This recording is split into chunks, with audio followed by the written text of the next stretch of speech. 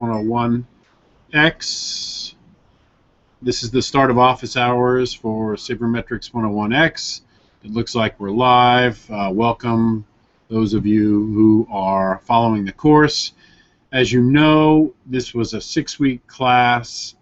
We have released all 6 weeks of content, all 6 weeks of material. So they're out there for you to complete as you go forward in the class. This is the, I'm getting feedback. Oh no. So this is the last push for everyone. This is Monday, the 14th. All material is due late Thursday, early Friday this week. So try to wrap up learning the material, finishing the assessments, watching the videos. Tomorrow afternoon, we're going to release the final exam. You've got 1 week to do the final exam. The final exam will cover the content in the class. We're going to cover history, statistics, sabermetrics, and do a little tech, do a little quiz of your knowledge of SQL and your knowledge of R. As you know, this is not a full course on the R language. This is not a full course on databases and MySQL. This is not a full Stats 101 class. This is not a full statistics class that you might cover everything in Stats 101. We're introducing the material to everybody. And as such, because we've determined that sabermetricians at the start need to understand coding, they need to understand databases. You can't do this work with just Excel anymore. You need to go beyond Excel. You need to learn SQL. So we tried to create this environment where you learn SQL with our SQL Sandbox. It's a nice, easy, soft landing that thousands of students could do. And in Sabermetrics 101, there's thousands of students. We're over 18,000 registered. We have over 1,000 people have finished the class and passed it already. So thousands of people are doing this class, and we've set up the SQL Sandbox so you could learn it easily. Learn the language of databases easily, because that's what sabermetricians need to know. We also decided you needed to be introduced to the R language. The R language is part of the final exam. It's part of this course. Some people have never programmed before and still want to learn some baseball and sabermetrics.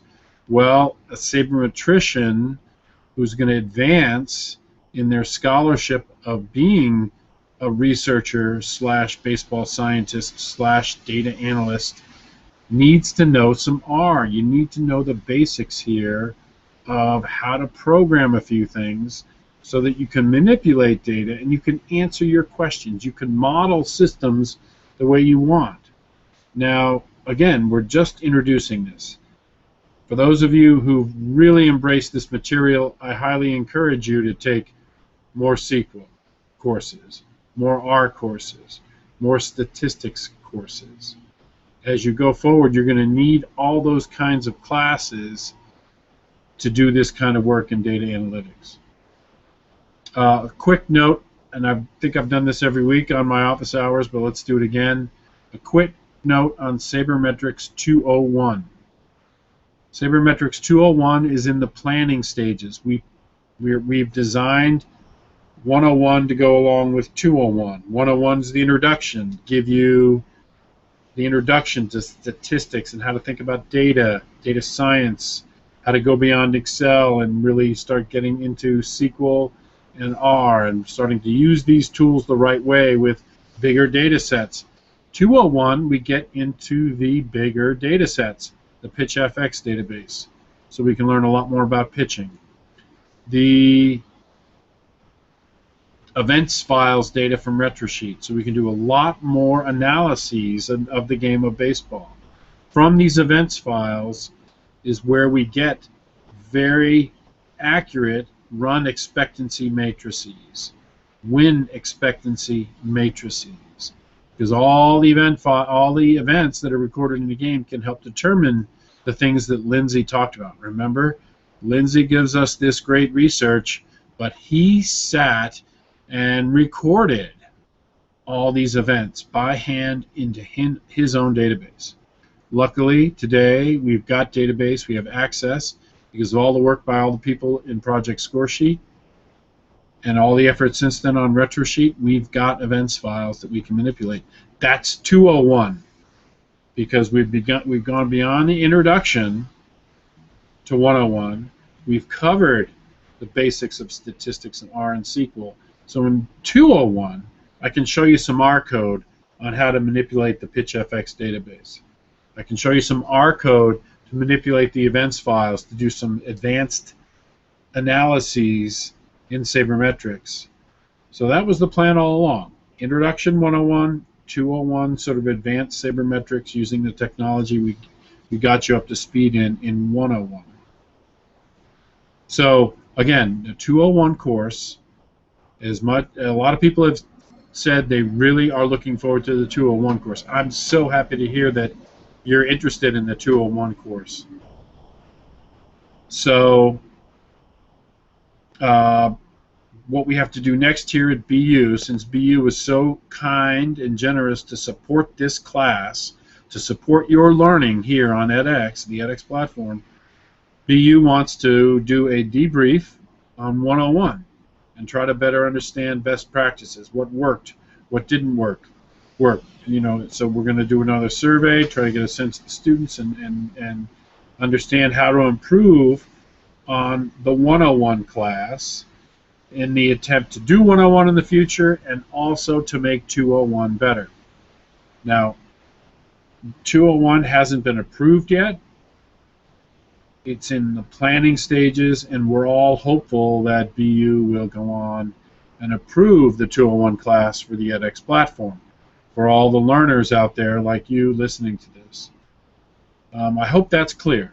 201 planning stages. We hope to do it. Not approved yet.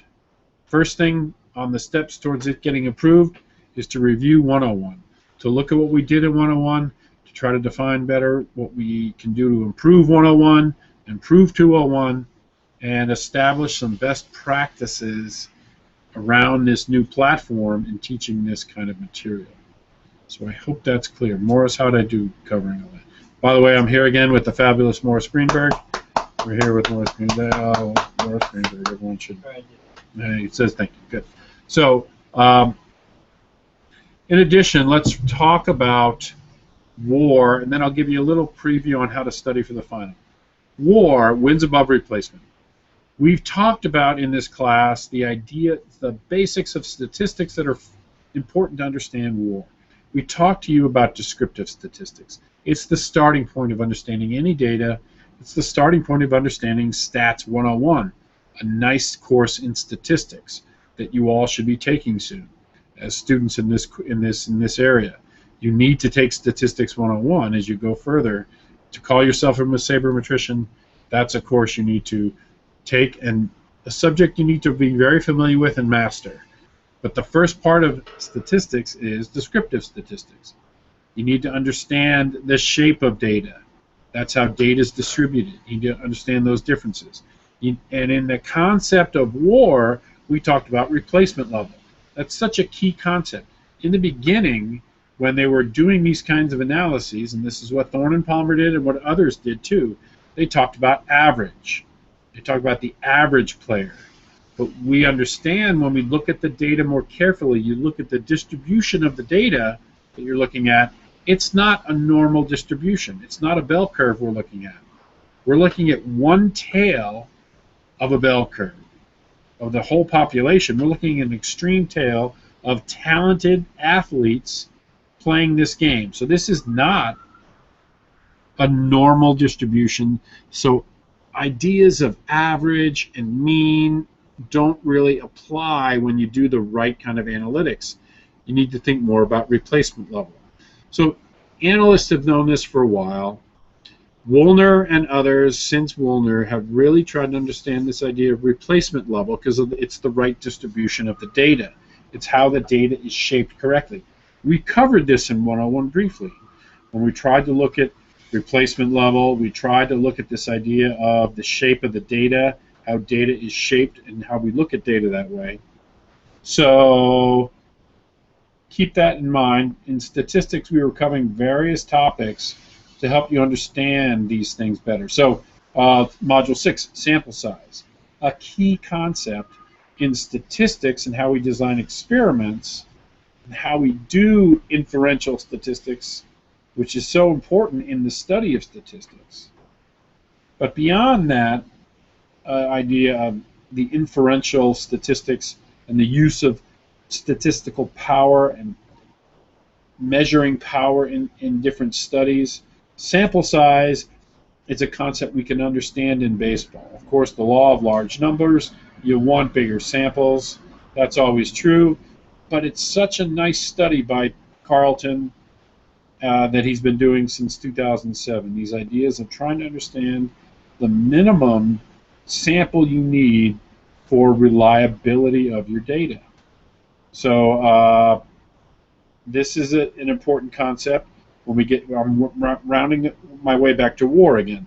But the idea is we covered the various statistics: sample size, replacement level, how data is distributed, descriptive statistics.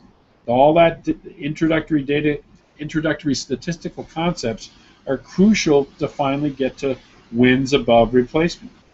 So you understand wins above replacement. Now you have a conception about replacement level. Now remember what we talked about. Different analysts have defined replacement level differently. Just keep it in mind, you got to read it carefully. It could be the 26th man. It could be the first player off the bench. Be careful what you're reading about those things. We talked about linear weights in offense. Very similar idea. Linear weights can be sort of against average, or they can be against zero, where you're starting near zero, adding runs and with linear weights, or you can go against the average team and plus and minus from there. The average piece is a Thorne and Palmer idea. If you look at the formulas for linear weights, you'll find that where that comes in. There's a big difference in that last sort of coefficient that describes the formula. So we covered this. We covered these in this course. Wins above replacement, it's a framework for understanding value, because you put into this framework the idea of hitting for power, hitting for average, whatever form of hitting you add to the team, plus your base running, your ability to move around the bases, your speed, your non-speed, if you want to say it that way. You don't have the right speed. You clog the bases, or that's on the offensive side. And on the defensive side, you're talking about the glove, the arm of the fielders, plus the pitching of the pitcher, the pitcher-catcher combination to try to put batters out. So offense and defense have different components, and you try to measure those components, put it into some measure of runs, and then, of course, we talked about how runs correlate with wins. So now you can talk about wins and how many wins those runs will get you. Rule of thumb, we know the rule of thumb, 10 runs to a win. You can actually do the better analytics to measure out exactly, how many runs to a win each season might be. That's fine, but the 10 runs to a win is actually very good rule of thumb, to keep that in mind. It's held pretty consistent over the last 113 years or so, since the modern era has been looking at baseball. So keep that in mind, the 10 runs to a win, because we take those run values and get to wins, and we put a win value on players. The other piece there is the positional adjustments. And we've talked a little bit about that in this class. So there's this framework to get at the value of a player in wins, the value of a pitcher in wins, the value of a fielder, plus that value of a fielder as a batter on offense. So there's ways to get it wins for all these players. Now, in the popular press, these debates about WAR have gone on for the last 2 MVP races in the American League. It's been a classic sort of look at batting performance. Miguel Cabrera has been dominant as a batter, especially winning the Triple Crown 2012, 2013, another dominant year for Miguel Cabrera.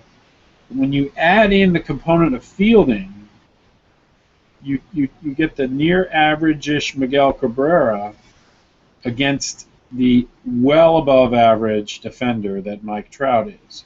So adding that defensive component into his WAR value raises the value of Mike Trout over Miguel Cabrera in the overall picture. That's why these WAR frameworks are important. Now, they cause controversy. Anyone who's following this material understands it. It is controversial when you talk about the greatness of Miguel Cabrera and how can you make the argument that Mike Trout is so much better and should be the MVP. Well, it's the WAR framework that does it. It's the WAR framework which helps us understand better the total value of a player. Now, we tried to frame WAR. That's awkward. We tried to describe the different WARs that are out there. BP has WARP. Baseball Reference has a version of wins above replacement. Fangraphs has a version of wins above replacement. And they're all a little different. Morris Greenberg, the course coordinator, did some work on this, and we try to describe that in the videos for the course. How these WAR measurements aren't exactly the same. There doesn't seem to be a whole lot of correlation between these different measurements. This is an area that should be studied further. Morris should do this work. Students here should do this work. A thorough understanding of the differences, the WAR differences, would be useful. But guess what? They're proprietary. It's harder to do if you don't know the formulas to really understand it. They're well described on these pages from Prospectus, Fangraphs, and Reference. But Open WAR should be part of this discussion. Now, Open WAR has some disadvantages on their defensive data, but it's out there for anybody to use. So if you're into WAR, make sure you follow up on Open WAR as one of the things you're going to look at. So highly encourage all learners to further look into WAR, further look into these concepts. And we just introduced you at the end because it really puts it all together. It puts together the whole package of what the value of a player is. And if there's any fundamental piece to sabermetrics, it's valuing a player. It's putting a value on the player. Moneyball talks about this, the book, the movie, everything. We're trying to put some kind of value on a player so that analytically we can really objectively say, well, these players are worth this, these players are worth this, and then we can start putting together teams correctly. Maybe even getting the next step, which is the finances of this. How do we give the right salaries to players? How do we trade players? How do we move players around so that we can, as a club, you can put together the right team to win the World Series and win baseball games. So that's WAR. A little quick summary of what we did in WAR. It's a very big deal in sabermetrics, but it's not like simple as batting average. It's not just the number of hits you have over the number of at-bats you have. It's complex. It's not correlated. It's a little bit behind the veil, for the implementers of WAR out there. So keep that in mind. Finally, let's talk about the final before I take your questions. Morris, have we set up are questions coming in, or should I remind students? There's only been one question. Good. Good. So I think what we're doing, I'm not sure how the Hangouts link is working. I think what we've done is set up this as a YouTube viewing thing that students can see it on YouTube right now. See it? Yes. See, students can see it live on YouTube.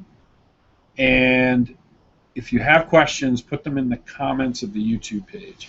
Looks like that's the way we'll get your questions.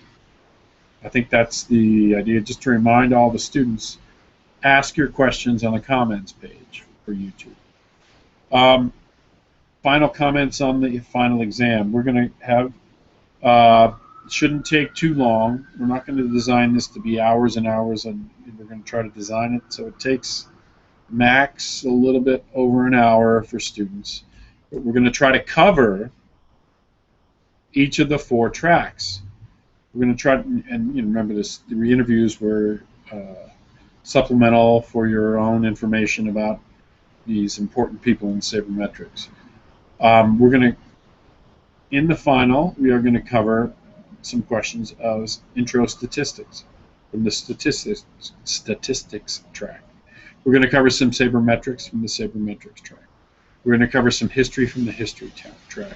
And we're going to ask a few questions about SQL and R from the tech track, technical track. So, again, the exam will be up tomorrow at 11 a.m. I think it's 11. Sometime tomorrow, you'll be able to start taking the final exam. For the many students who've already passed the course and have started on Module 6 and you're ready to go, please just do the final. I mean, it's a great way to test yourself in your own knowledge.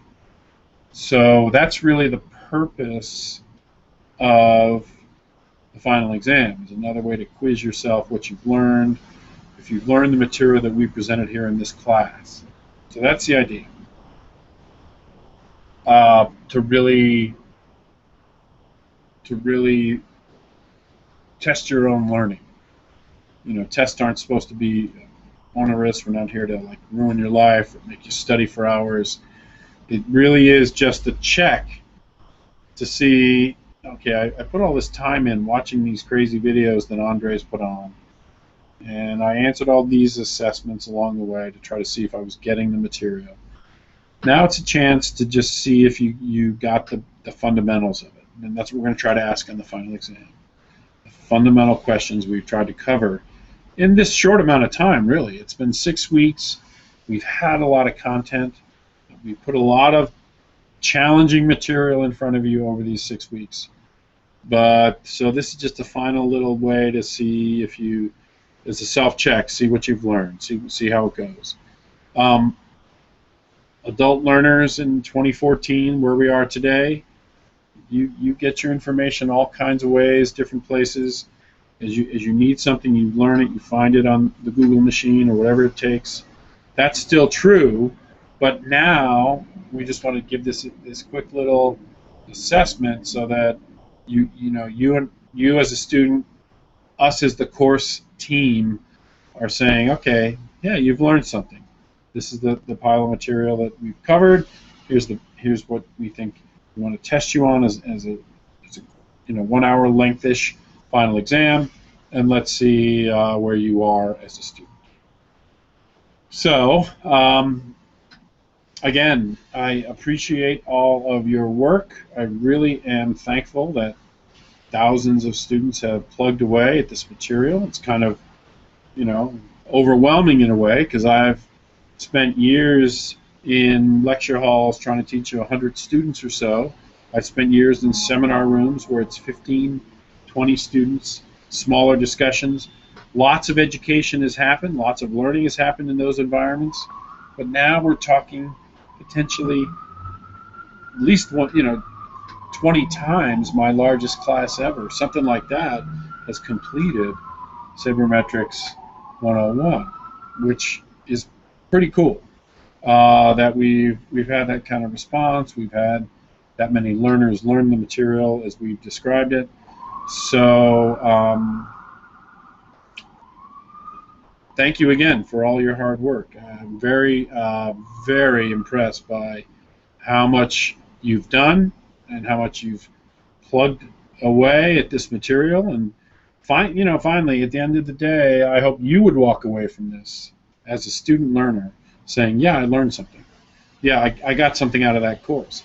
Even though, Andres might have had his Jersey English come in too often and the grammar wasn't always right, or the figures were messed up and typos were here or there. I hope you got through that kind of detail problem and Just learn something. Learn something about how baseball works. Learn something about how to treat baseball like a science. Treat baseball like a thing to study, and always use this as an example about how we can all learn something. We can all approach the world as something that we can enjoy intellectually. We can always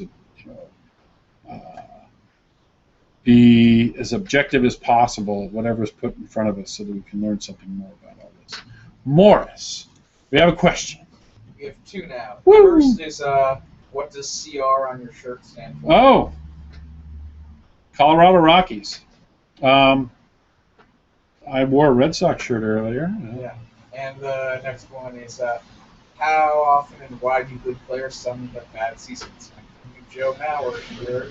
So, Yeah, if you look at Joe Mauer's record, and we could probably pull this up, Joe Mauer hasn't just fallen off the table. Okay, there's been a slow progression from a peak that Joe Mauer had, and let's go back to fundamentals. I bet you if you track his OPS, you've seen this is 2014 is not much different than 13 or 12. Sort of been a slow progression down from a very high peak OPS plus. I'm letting Morris kind of find this for me as we go forward. But Joe Mauer and other players, Joe Mauer in particular is not the example maybe you want. There are other players who seem to fall off the table and out of the blue, and trying to think of one that just was surprising. Chris Davis this year. Chris Davis this year, if you could get me the data there too. Chris Davis was monstrous the past year and a half or so. Had crazy home runs, crazy power, and now it's not there. Another person who's fallen off, trying to think of another precipitous fall. Who did people really expect to really do well this year? Well, let me give you Josh the Hamilton, maybe? Hamilton fell off a few years ago. As soon as Hamilton started missing balls and his swinging strike rate went through the roof, you knew something was up. Poor Josh. But there's two things here. Remember, we talked about this in a way. We talked about the inherent talent somebody has. And the unfortunate thing, this isn't static. This is dynamic. Talent changes. Talent changes through someone's career. Even Barry Bonds at his retirement was not the same Barry Bonds that he was earlier, even though he was great near his retirement. There's average aging trajectories in baseball performance. So the aging trajectory, on average, is sort of this inevitable thing that happens to ball players. So some people have different theories about the aging curve and how the slope is different for different kinds of players. Some people have this theory that bigger players fall off quicker. So, bigger players like Ortiz, Fielder, Adam Dunn, who are other large men who play the game. But there's this idea that they have a steeper fall off in their aging trajectory. That there seems to be maybe a slight advantage to the quick, speedy ball player. But there's different theories here about the aging trajectory. The other thing you can't really get a whole lot of data on is injuries. Joe Mauer might have had an injury. He might have affected it a lot about his ability to hit a baseball hard. So aging and injuries adjust true talent level. And then there's always noise. So you might have this kind of random noise where you increase somebody's performance. Now, performance is the outcome. Talent is sort of the true talent players own, what they have innately. So maybe a Joe Mauer had a year or two where he played above his true talent, and he looked like a Hall of Famer all of a sudden. but then maybe there was a regression to the mean, which we've talked about, a regression to the mean to where his true talent was, and maybe his true talent was slightly adjusting as his career trajectory went on. So I'm going to defer to Morris. Morris, run me through whenever Joe Mauer became a full-time player. Just run me OPS plus numbers, simple numbers, year by year. Anytime he played full-time. And maybe his ages, if you have that. Hold on. Actually, someone posted on YouTube 939, 780, 89, 56, 808, 864. This looks like just 1031, 871, 749, 861, 695. Wow, he's all over the place. I'd really like to see OPS plus. I'd like to take only years where he had enough at bats. I know he had some injury years. I know there's years he was shut down. Anyway, this is part of, remember, the work, Carlton's work, right? We've got to get enough sample to understand his true, what we're reliably measuring is his OPS. But those numbers, that list of numbers seemed awfully random and noisy. Someone like Ortiz and someone like, well, Bonds is always a screwy example because he got so good late with his OPS. And by the way, the OPS plus numbers, his peak was 171, and then after that he said 140, 102, 140, 142. 95 this year. So, yeah, now, how much did he play the 102 year? 102 year play. 82. So that was a little bit of an injury. So he's sort of been at 140 without the injuries. Were those more full-time years? Yeah. Right. And what's his on-base percentage? He's been a monster on-base guy. Yeah, one of those years he led Right. So his on-base has been probably 380s-ish for a long time. Yeah. Huge walk rate, good bat, base hit bat. So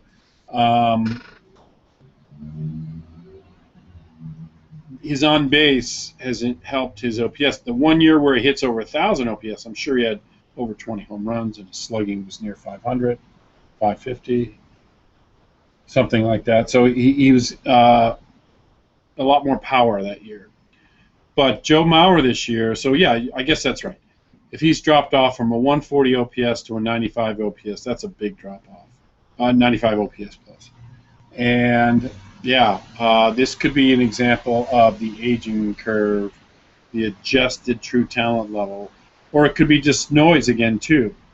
If he's been unlucky this year, if he's had more, line drives that have been caught, maybe that's been happening this year, and his OPS and OPS plus are artificially lowered. I don't know.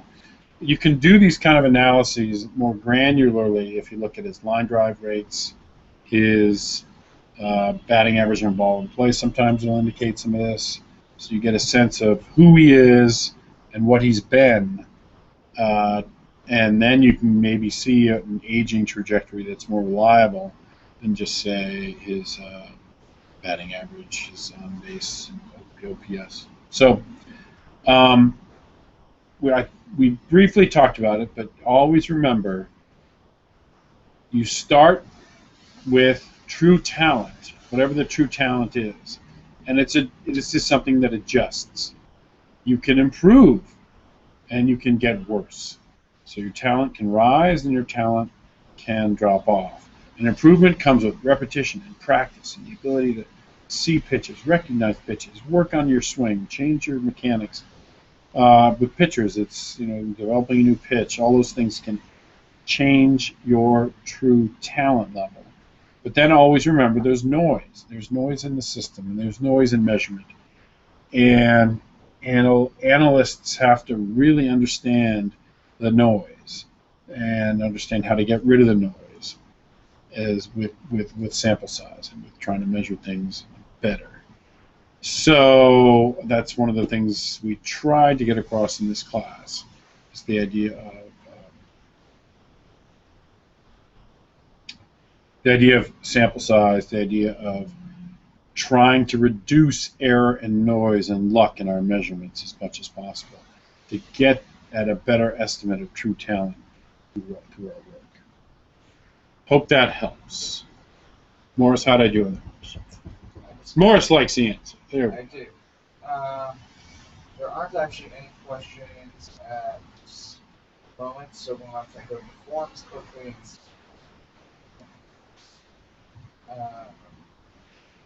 Musical interlude. Listen to the traffic on Com Ave right here at Boston University. Quiz. What just went by? The T. No. Follow the home run derby, actually. But, Has anyone taken the lead at the home run derby? I think it's something Frazier's the first person. I don't know. I'll take the under on Todd Frazier. Or winning or just did. No, he's a nice player. I'm not saying he's not a nice player. What I'm saying is for the home run derby, it would be surprising to me if he win. I'll give him the Costa Rica choice for the World Cup, a long shot. You got to go with Stanton, Joey Bats. Who are the others? Tulo. I don't mind Tulo. Tulo could turn it on. Bats, Cespedes. Cespedes, you got it. Not Morneau. I go with Frazier, Morneau as the long shots. Who are the other names? Adam Jones, Brian Dozier, Puig. Oh, Puig I like. Just because he's... Donaldson. Oh, I love Puig and Donaldson because they both have duende. They both have that kind of... Someone asked, rising to the occasion. Someone asked a few days ago, this lecture returned me to an idea I've had in the past about improving the god-awful idea of batting average.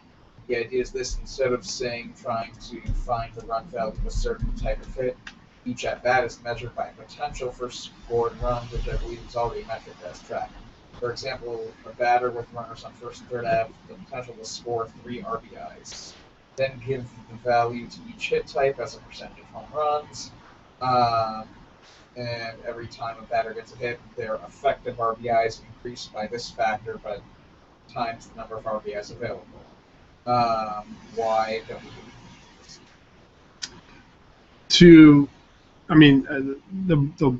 The work that the question was about situational measures of situational performance, and the idea is that when a batter comes up, they have the chances for certain RBI in this potential situation, and then maybe we could develop a metric about real RBI versus potential RBI and something like that. So this is already done for us in different measurements. Does BP have leverage? I think BP does. So that everyone's sort of done this work about the leverage of the situation, and Tango was really the one to make this more popular in the discussion of sabermetrics. He really solidified the research around the leverage index. That's what Tango called it, leverage index, and it's become what people talk about when they talk about situations. And certainly there are times when the situation's importance is very high. Late in the game, close, men on base, when it looks like the run expectancy is pretty high and a team is either tied or behind and they're at bat, those situations are very important relative to the first inning tie score. Nothing's really at stake as much as those higher leverage situations. So Tango's leverage index, go to Fangraphs and look for win probability added divided by leverage index. Go to reference and it's RE24, and it's something else on BP to try to get measures of the importance of the situation. That is probably analytically a better way to go than to think about RBI. RBI is still, you're right, in a way, potential RBI is not a whole lot different than the leverage index. But the potential RBI of the man on first, or the man on second, or the second and third, those are hard to always measure. To do it correctly about RBI, you'd have to apportion the RBIs based on the situation. How many outs are there, and there's a man on second, how often does that man score? Now you're getting at those probabilities that were probability of that run scoring, which goes even way back to F.C. Lane. F.C. Lane started looking at some of this stuff about how many runners score from second, how many times they're on second, how many times they score if they've been on second. So these ideas have been around a long time. So if I'm understanding your RBI thing right, I would say it's the right thought, but I would head over towards this idea of leverage, this idea of the leverage index, the idea of the importance of the situation. And I think people understand that. That's intuitive.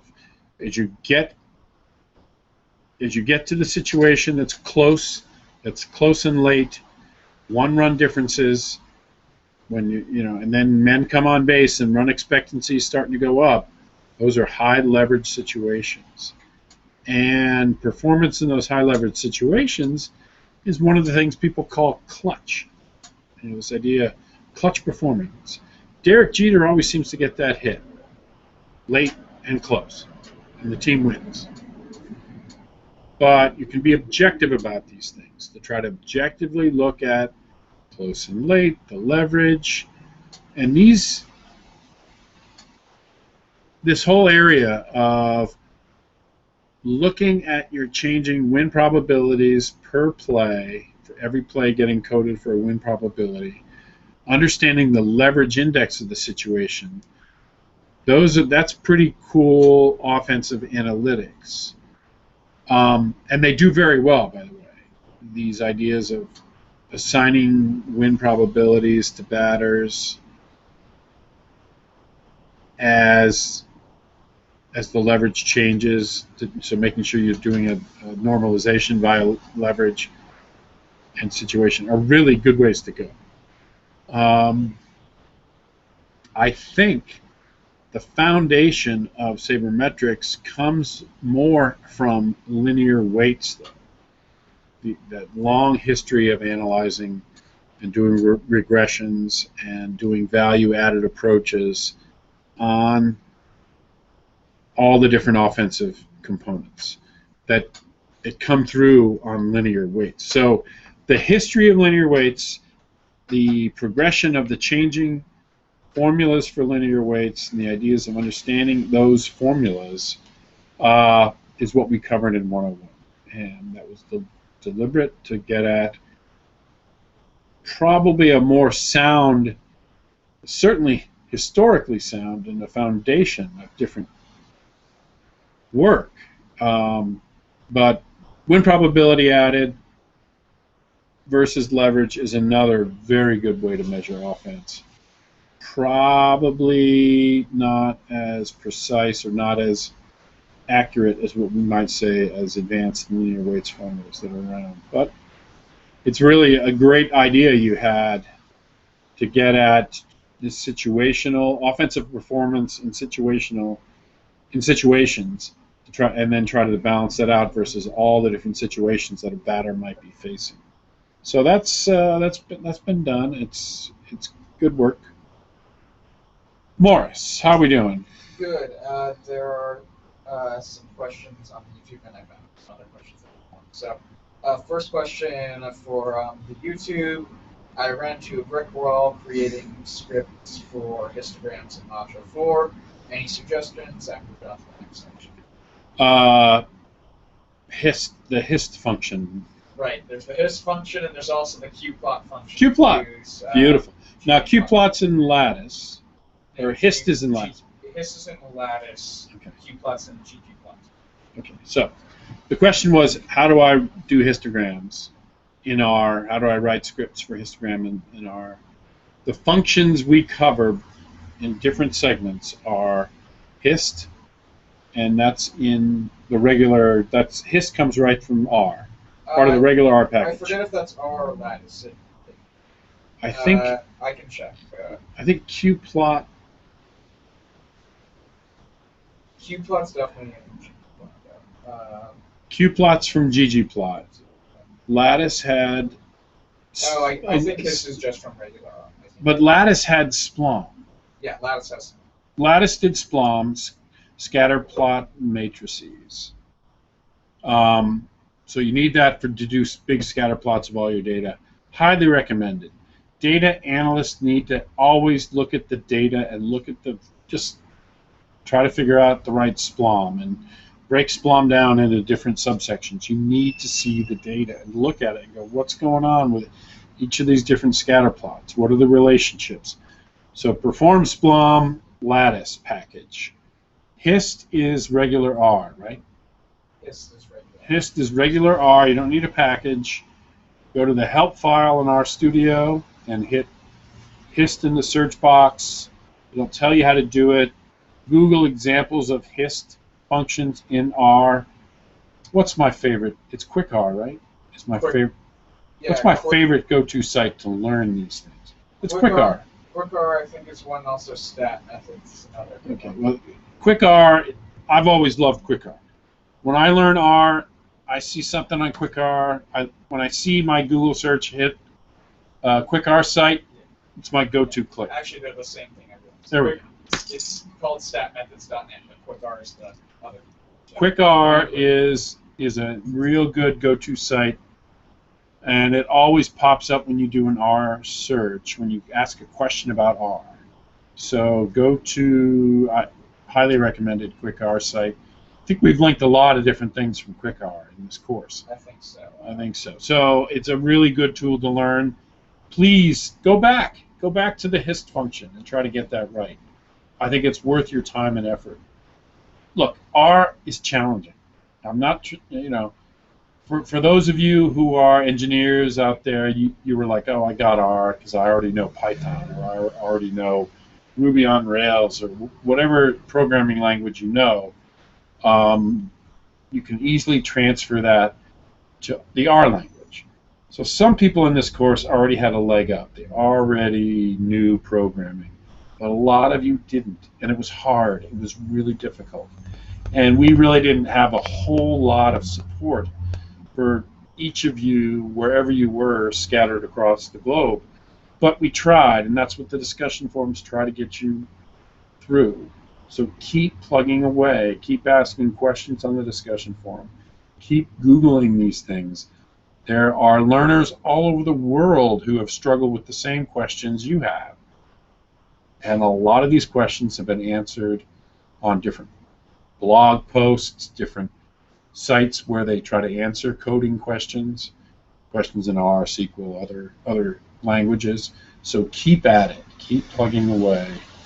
Highly recommended that you stick through this, because if you have inklings that you're going to be a data analyst, if you have inklings that you really love sabermetrics and you want to go further, either just as a hobby or maybe even push more seriously than that, you will be better off if you can do some simple coding in R, like we've discussed. We've showed you lots of different snippets in R. Usually we throw up the R code so that you can download it and run it in your own version of RStudio. The more you play with R, the better you will become as an R programmer. Remember, R is just a tool. It's like a hammer in your toolbox. You've got a toolbox with a hammer and a screwdriver. You may even have two screwdrivers, a flathead and a Phillips head screwdriver. Each of these tools is there for a different job. R is a tool. SQL is a tool. When you need to solve a problem in data, you might need to bring out the SQL toolbox or the R toolbox. And you might need to bring out the separate little tools you have in each of those toolboxes. Snippets of code we've given you. Snippets of code you've learned on your own and programmed yourself and debugged yourself. Keep all of this around, and it becomes your tool set that you can use next time you have the same questions, similar questions. Hope that helps. I would highly recommend, even though you found it challenging, and you aren't alone, a lot of our students came in with very minimal computer skills or computer programming talent. Maybe talent's not the right word. Skills is probably the right word. Their talents are all over the board, and that's fine. But we wanted to ask you to keep plugging away on the material, keep working at it. So I'm sorry it was challenging, but I hope you kept at it. That would be the best thing to do. So another question is, with the skewed right distribution for baseball, why is it really regression to the mean or regression to median or some other things? Perfect question. Got me. It's regression to the mean is really a concept. And by the way, I'm getting 6 viewers on this. Is that from the YouTube? Must be the YouTube. I think it's from the YouTube. Got it. Okay. So this whole thing, the Hangouts thing, anyway. It is regression to the mean, writ large. That's the concept that we talk about. And it's so nice to talk about and teach when you've got a normal distribution. Okay? It goes back to the middle. And so the mean and the median all lining up in a normal distribution is such a nice idea. So that's why it's still regression to the mean. Now, a lot of times in data, in statistics, in real work, we're a little sloppy around the edges around some of the statistical work requires a normal distribution. A lot of when you take Stats 101 and 201 and you learn statistics in a full-blown course, which you should do, I highly recommend it, you will start understanding that different statistical tests, different statistical concepts always assume a normal distribution. And strictly, you can't apply some of these ideas to anything but a normal distribution. So when you get at these regression concepts that come from the beginning, the early studies by the guy, Darwin's cousin. Why am I forgetting his name? G was of the G. Galton. Yeah.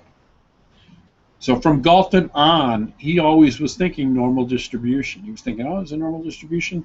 Here's my new regression line. That means I have to regress this much to get back to what we would say is the proper, mean. So we can regress the right amount based on our squared-ish value, how tight these distributions are.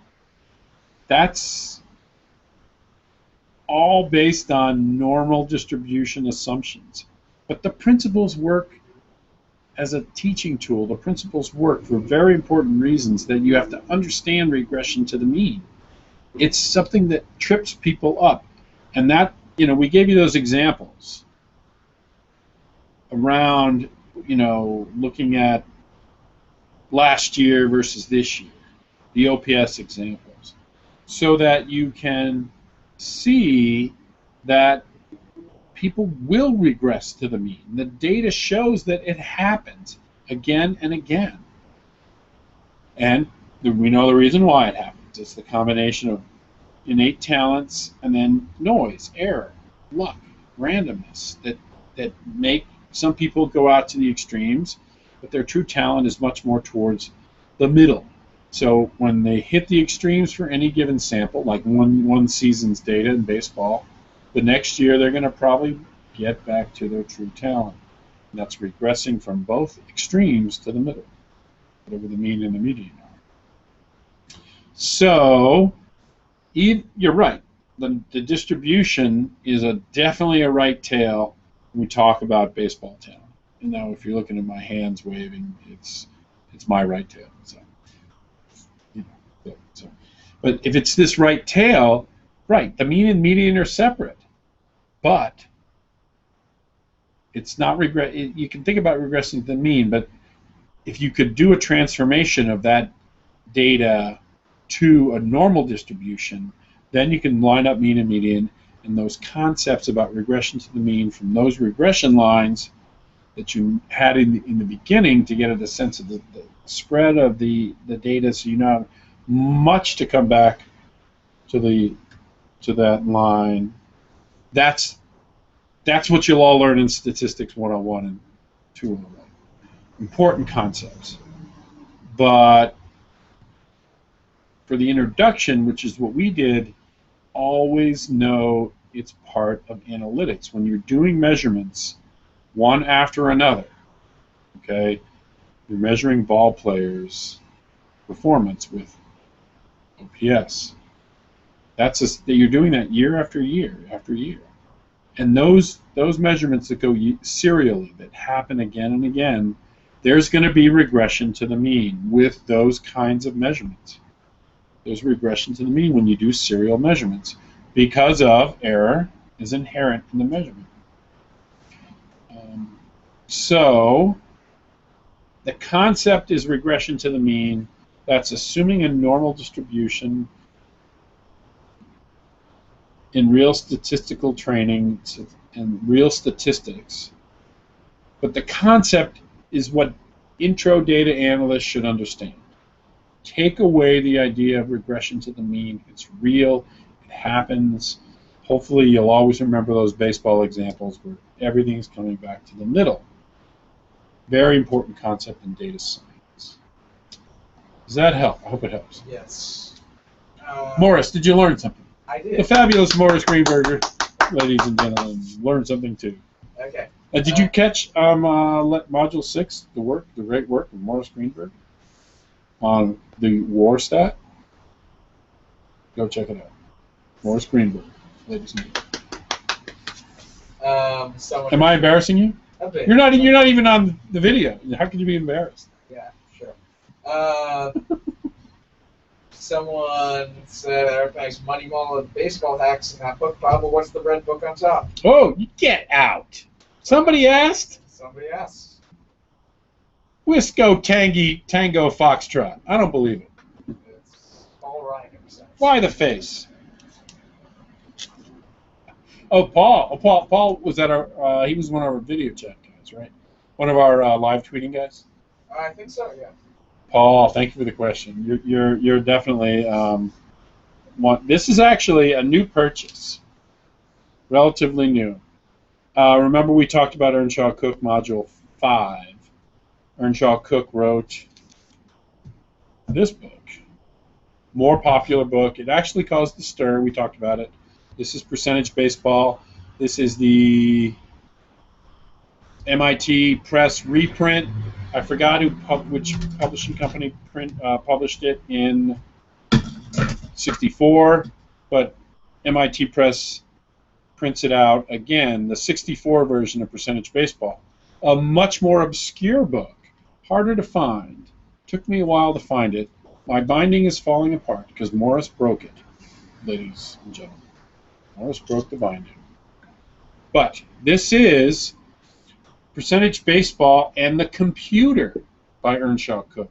This is sort of his follow-up work after he was able to code some of the data he was getting when he was talking about Percentage Baseball in here. I briefly mentioned this book, Percentage Baseball and the Computer, and I don't know if you can see it. After Morris broke my binding, I don't know if this is ever going to be valuable.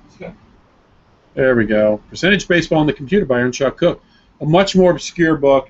I don't know how to measure how many were printed, but I found my copy, and what's valuable here is what I talked about in the videos for this course. I talked about how he recasts his formula for the scoring index. He called it the scoring index, and it was his measurement of offensive performance. And after working on it from '64 on and computerizing it, putting into computer code, he changed his formula. And I had never gotten my hands on this book, always looked for it, seen it for, hundreds and hundreds of dollars, and I finally got a nice copy. unfortunately, Morris broke it. I'm kidding. I'm sorry. Morris, if your dad, Morris's dad, I know you might see this. He didn't break it. It's okay. Okay, so another question. Thank you for the question. Another question was about sample size, and in the video you talked about finding sample size based off of a population standard deviation, and they were wondering basically why would you have the population standard deviation if you're taking the same? This is a perfect question because it's what all Stats 101 students ask when they take Stats 101. How can you get the population standard deviation? It would require you measuring the whole population. And if you're going to take a measure of the whole population, why do any inferential statistics at all? Classic question. It's an important idea. You always usually take an estimate of the population standard deviation somehow.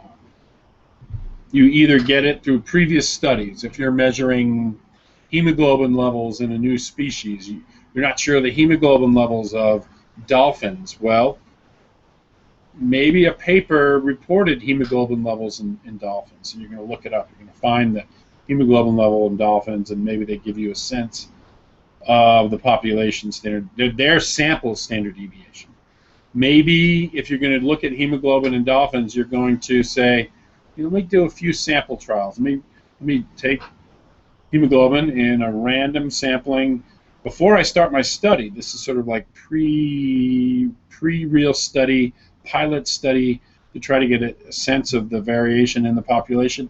You'll take a couple samples of hemoglobin in dolphins to get a better sense for the population standard deviation. So it absolutely is the right question. How do you get the population standard deviation? Well, there are tricks, either by previous work, by your own pilot studies, and if you're really shrugging your shoulders at that point, you sometimes have little other tricks. And when you take Stats 101, you will ask the same question of your stats professor. And your stats professor will tell you, yeah, well, you need to do pilot studies, or yeah, you need to look at previous studies, or yeah, you need to estimate it some other way. So, great question, though, because it's really at the heart of inferential statistics. When you do sample size calculations and power calculations in statistics, you need to know it. And sometimes you just got to do your best. But don't not do it. If you can't justify your choice of sample size and how you got your estimate of the standard deviation of the population, your research, if it's professional research, you're trying to get published, you actually, that might be the kind of thing that trips up the whole paper, and you may never get published. Now, thankfully, that never happened in any of my work, but I've heard stories where that has happened. And I should talk to my stats buddies to maybe there's some real important horror stories around not doing sample size calculations. So always do your sample size calculations if you're doing real research, and do your best to somehow get an estimate of the sample size standard deviation, even though there's no way to have that. Unless, well, I mean, in certain studies, I guess you might have that. It's very hard to find. As a rule, it's very hard to find. Great question. Any others, Morris? Yes, this is sort of a comment, but I think it may answer the question. Hi, my name is Tadeo Varela from Venezuela. After this course of sabermetrics, I'm looking for a job, but from a winter league where sabermetrics was known as the USA. That was his comment, but I guess the question is related to sabermetrics outside the US. Well, two parts. One is other sports, but clearly that's happening. I mean, if you watch the World Cup, for example, the world's most popular sport has got a lot more analytics. They're tracking player movements much more precisely. Again, I don't know how to get these data. I don't know if they're publicly accessible, but publicly accessible.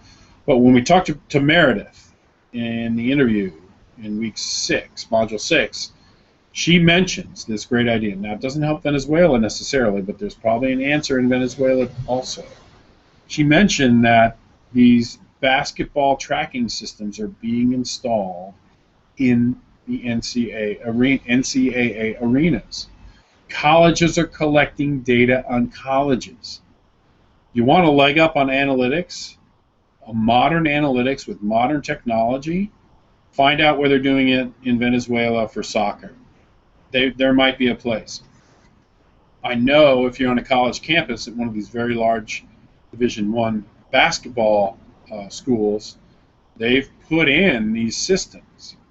Do your legwork, do your homework, investigate if your college campus is big enough, has one, where the closest college campus is that might have one of these things, these new systems. So listen to Meredith. I think it's in the interview, and just try to find these data. Now, for baseball, they do. I'd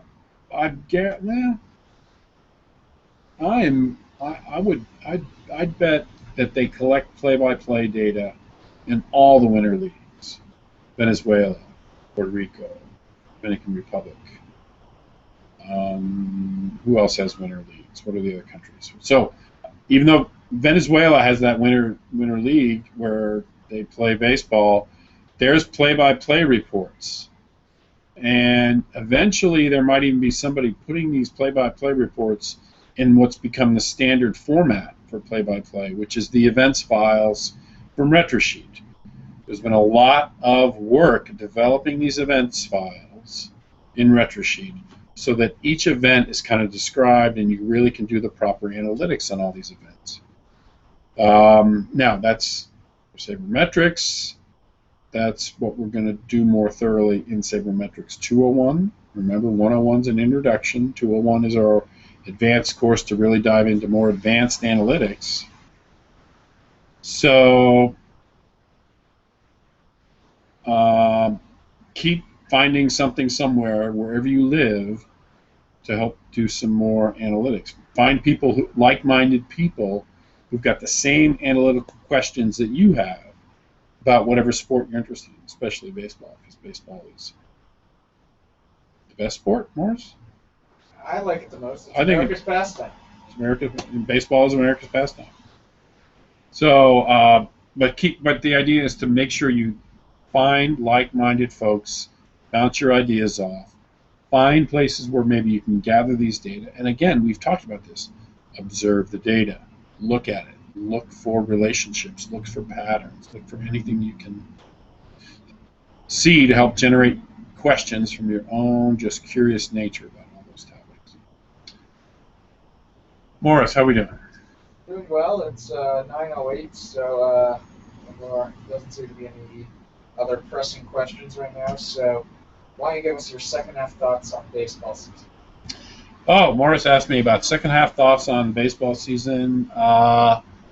Oakland A's will still be kicking butt when we start talking in October. They line up the playoffs. The A's will still be there. You're going to see other teams have a little bit bounce back. You know, the AL East is, I don't know, the AL East is sort of this wide open place. It's very strange. If you look at the standings right now today at the All-Star break, we've got Boston's in last. Tampa Bay is next. Then it's the Yankees. Just listen to what I'm saying here. Boston, Tampa Bay, Yankees, Toronto, Baltimore. So if you flip that and you look at predictions at the beginning of the year, that's what people said. Boston, Tampa Bay, Yankees, Toronto, Baltimore. We've done a complete 180. Now it's Baltimore, Toronto, Yankees, Rays, and then the Red Sox. So the AL East is sort of this crazy, wild place.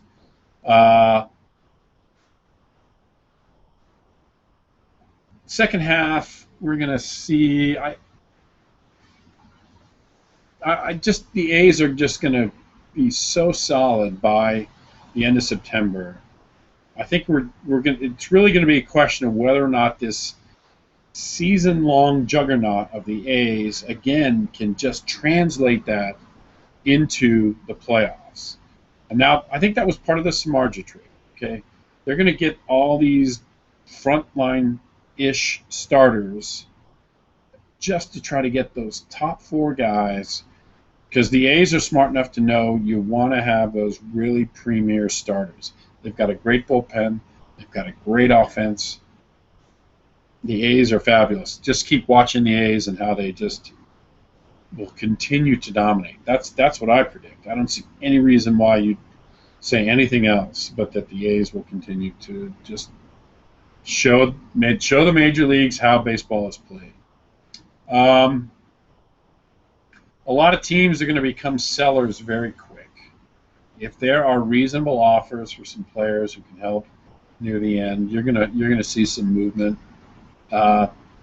For the Yankees, I don't think will be sellers. I don't think they ever would. But the Red Sox have said they're going to try to sell. If they get the right offer for guys, they might be traded. So I mean, I think all names are sort of on the table for the Red Sox. For the Giants and other sort of peripheral teams, look at the Reds. The Reds had a nice run up into the All-Star break. They've changed their their playoff odds very well lately. So that the NL Central, the Reds, Brewers, and Cardinals, I think they'll battle it out. On the other side, you've got Giants, Dodgers. Dodgers have had this lead. I think Dodgers will go running away with it. I'm sorry, Morris. Morris is a Giants fan. It's okay. I believe it. Right. So, my Morris, Giants fan, I'm sorry to say that the Dodgers look like they'll win the AL West. And the Dodgers will compete for the wild card. They're in the discussion. If they get their act together and start hitting, they can really join the wild card, maybe even win it. And in the NL East, it looks like the Braves and Nats again, right? Yep. Braves and Nats they're tied for the lead there. So they'll battle it out too. I think in the AL wildcard race, one of the wildcard races is crazy close. There's a bunch of teams really close. I can't remember if it's AL or NL. I think it's AL. NL looks like it's closer. Because AL has the Angels. In the wildcard? Crushing everyone else. Okay. All right, so it's the NL. The NL should be fun. That'll be a fun thing to watch. One advantage of this new playoff system is that I really do. This is the kind of year where you see a lot of interest in teams. Teams think they have a shot. That's what they did with the new playoff system. Create the idea that teams have a shot. If you just had one league with 12 teams and only the top team was going to make the World Series, that would change everybody's attitude towards things. You're going to see it. It's going to be an interesting September for Major League Baseball, and it's going to be because of the wild card system. And I think baseball is going to be extremely popular through October, and it may not be happening in Boston this year, but that's okay. Flags fly forever. Red Sox won last year. And then the year before, guess who won? Giants. Year before that, it was 2011 was 2012. 2011 was Cardinals. 2010 was Giants. Giants, Cardinals, Giants, Red Sox. 9 was Yankees, but we don't talk about that. I'm teasing Yankee fans. Anyway, so final parting shot to everyone. Plug away. We've done very well with the number of students who've gotten through this material. Kudos to all of you, especially those of you who weren't much of a coder, much of a programmer before taking this class. Hopefully I've made the argument that kind of skill, developing that kind of skill is crucial to your analytic future, to your ability to answer questions you might have in your future about sports analytics. So I would submit that the SQL skills and the R skills that we asked you to develop here you're going to be using again and again. So